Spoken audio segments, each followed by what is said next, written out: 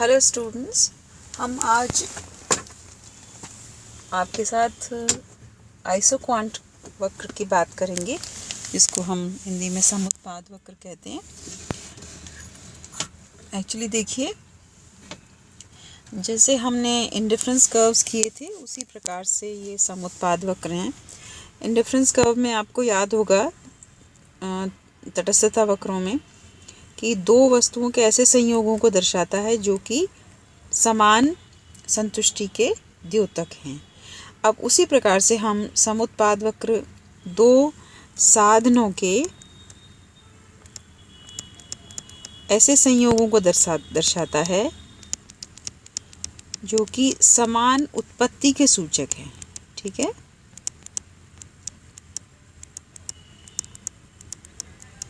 इसका मतलब ये हुआ ये कहने का कि लेबर और कैपिटल दो हम उत्पादन के साधन के रूप में कंक्लूड करते हैं पांचों को। तो लेबर और कैपिटल से हम मान लीजिए एक फैक्ट्री है, उसमें 100 बॉटल्स बनती हैं। ठीक है,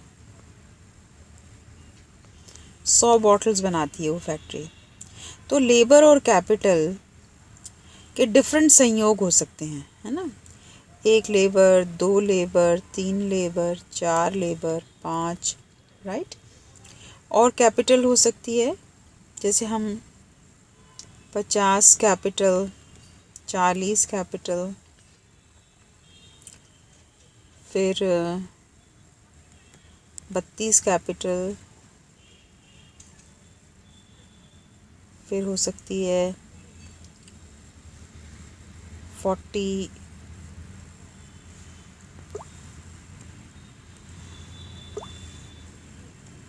28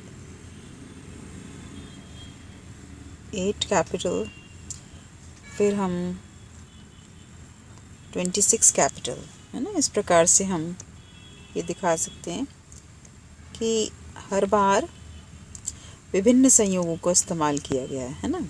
जब ज़्यादा कैपिटल है तो पूंजी गहन तकनीक है, ज़्यादा लेबर है तो लेबर इंटेंसिव टेक्निक्स है ना। तो ये डिफरेंट संयोग हैं जिनमें कि उत्पादन सेम है, उत्पादन वही 100 बॉटल्स का है ना। तो इसको हम इस प्रकार से, जैसे हमने इंडिफरेंस कर्व ड्रॉ किया था, वैसा ही ये ड्रॉ होता है, आइसोक्वांट, राइट। इधर हम लेबर ले लें, इधर हम कैपिटल ले लें। इसमें आप देखिए, पहले एक लेबर के लिए 10 कैपिटल का त्याग किया गया, फिर एक के लिए 8 का, और फिर 4 का, और फिर एक के लिए 2 का। इसका मतलब जो त्यागी जाने वाली मात्रा है जिस भी साधन की, वो ग्रेजुअली कम हो जाती है। ऐसा क्यों होता है? क्योंकि ह्रासमान उत्पत्ति के नियम लागू होते हैं, है ना। किसी भी साधन को अगर हम बढ़ाते जाएंगे तो उससे मिलने वाली उत्पत्ति क्रमशः कम होती जाएगी, और वाइस वर्सा, अर्थात जिस साधन को हम कम करते जाएंगे उससे मिलने वाली उत्पत्ति क्रमशः बढ़ती जाएगी। तो इसको हम ऐसा देखें, 1 लेबर, 2 लेबर, 3 लेबर, 4, 5, है ना। तो 1 लेबर जब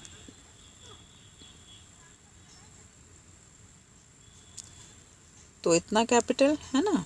फिर एक और लेबर के लिए इतनी कैपिटल का त्याग हुआ। अब आप नोट कीजिए, हर बार त्यागी गई कैपिटल की मात्रा कम है, क्योंकि उत्पत्ति के ह्रासमान नियम